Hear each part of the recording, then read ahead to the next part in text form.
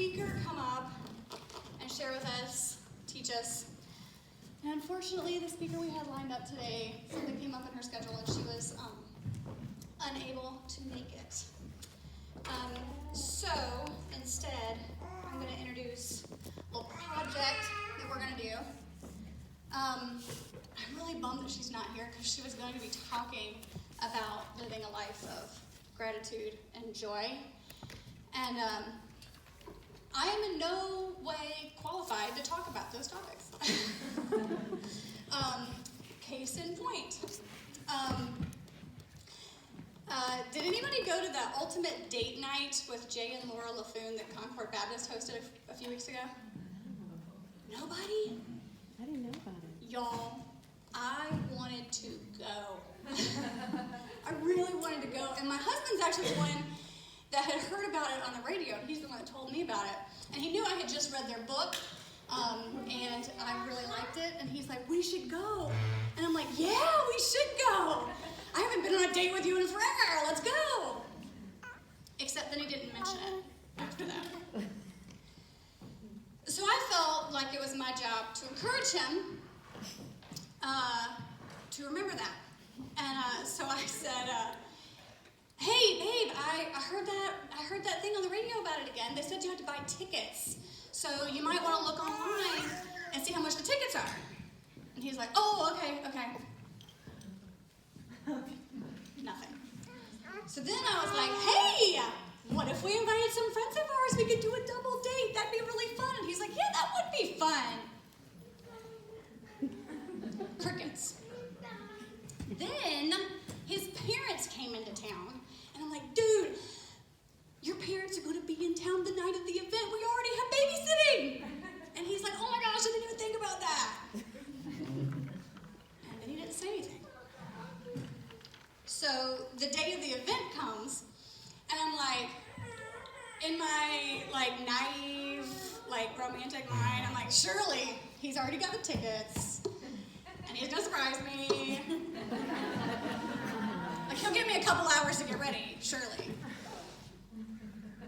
So about an hour and a half before the event was scheduled to start, I'm standing in my kitchen, watching him run around outside, playing with the kids while I'm washing vegetables for dinner.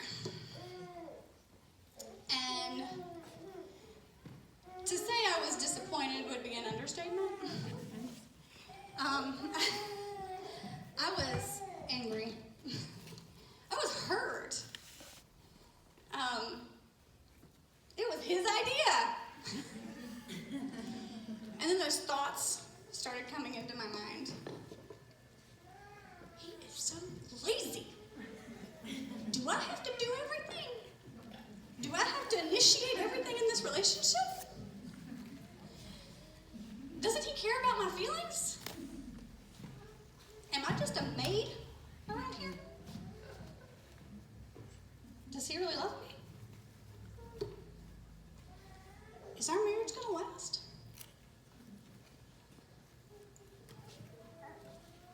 I mean, maybe I'm not that fun to be around.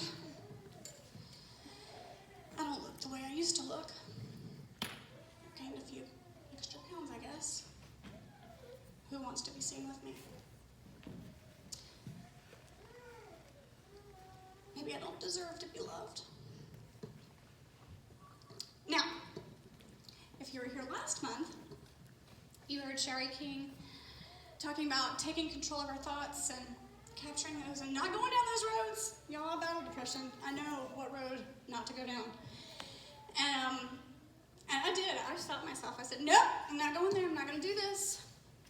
I washed those vegetables and I made that dinner. I put my big girl panties on and I did not say one word to him. I didn't even practice the speech in front of him because I didn't want to bring it up. You know, I didn't say anything. And it ended up being an okay night. We ended up taking the kids to some fall festival, and I would have rather been on the date night. But we didn't have a horrible night. I didn't let my disappointment ruin the night for everybody, you know. I wasn't going to be mean about it. Does anybody journal? Does anybody keep a journal? Yeah. I used to be more consistent about writing in a journal consistently, and then I had kids. And if I had written a journal, but this is the reason I kept a journal is because in my mind, you just had to get it all out. Like, get everything out. Just get it out of your head, get it out of your body, get it out. And so, my journals are ugly. They are dark places. You do not want to, I don't want to read my journals. They're nasty, nasty. And if I had written a journal entry that night, it would have been resentful, angry, ugly. You've heard that saying, if mama ain't happy, ain't nobody happy. I believe it.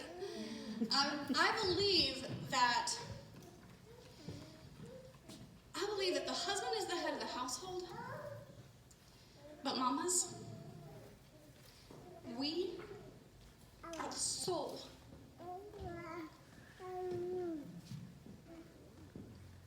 The heart of our families. We control the temperature of our homes. It's just like Jessica said, they feel that, they see that, they will feed off of that. Our kids will become who we are.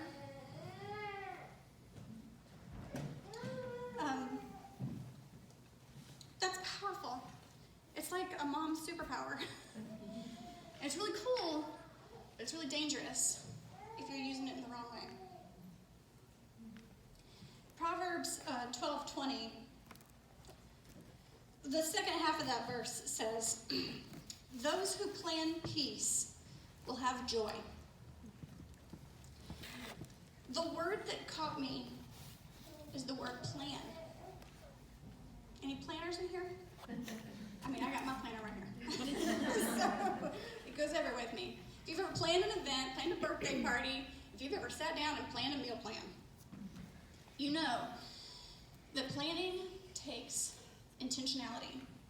You have to put focused effort into planning something. You have to have forethought into it. You have to really think about it. Plan steps to move you forward to get that done, whatever that is, right? See, that night in the kitchen, I shut those thoughts up. I took control of the thoughts. I stopped them. I said, nope, I ain't going there. I shut them up.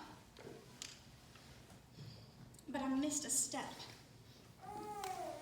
What I should have done was changed those thoughts, replaced those thoughts with thoughts of gratitude.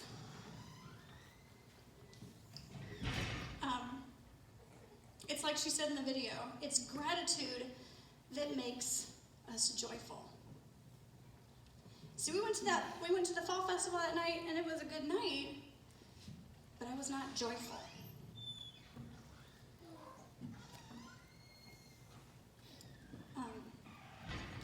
That doesn't come naturally to me.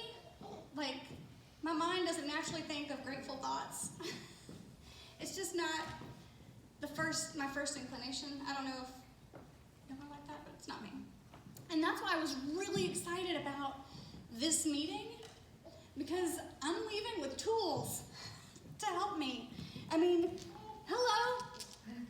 Did you guys all make your stones, the grateful stones? I mean, it's just like she was saying. They just started doing the thing, being grateful at dinner time. This is a tool, you guys, to use.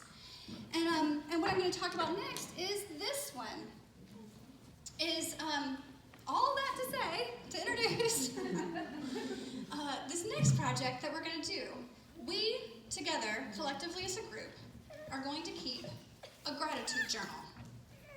That's what this is for. And every day for the next couple weeks, I'm going to post a prompt in our Facebook group. Is everybody in our Facebook group, like the private? Mm-hmm. If you're not, make sure you get in it, because this is the practical application for it right now. I'm going to be posting a prompt each day for you to fill in or write in a page of your gratitude journal. But that's not all. There's a little something extra that you have to do. Once you've filled out your gratitude journal entry for that day, you're going to go back into the group and comment under that day's prompt and just write, done. Got it. Finished. If you feel led, share what it is that you're grateful for that day. I could probably use the inspiration. But we're going to keep each other accountable. So if you see one of your friends who hasn't posted in that day, or somebody from your table that hasn't commented in, it's on you to text them or send them a message, say, hey, did you fill out your gratitude journal today?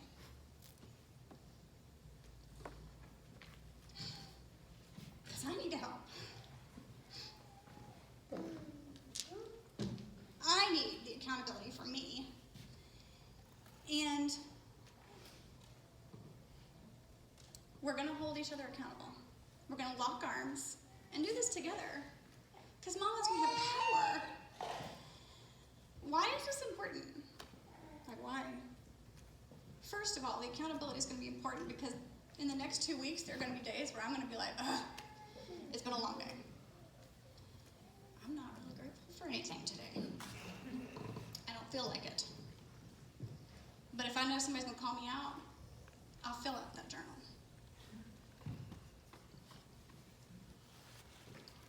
So what if I do? Y'all, God promises we will have joy.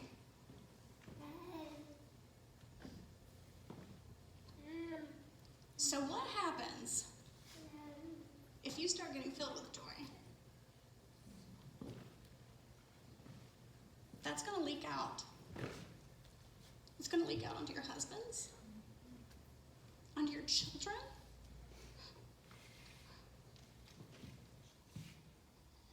What would it be like if we actually had joyful homes? The atmosphere in our homes. It's going to leak out your front door and go to your neighbors. It's going to go down to your neighborhood. What if that leaks out to your community?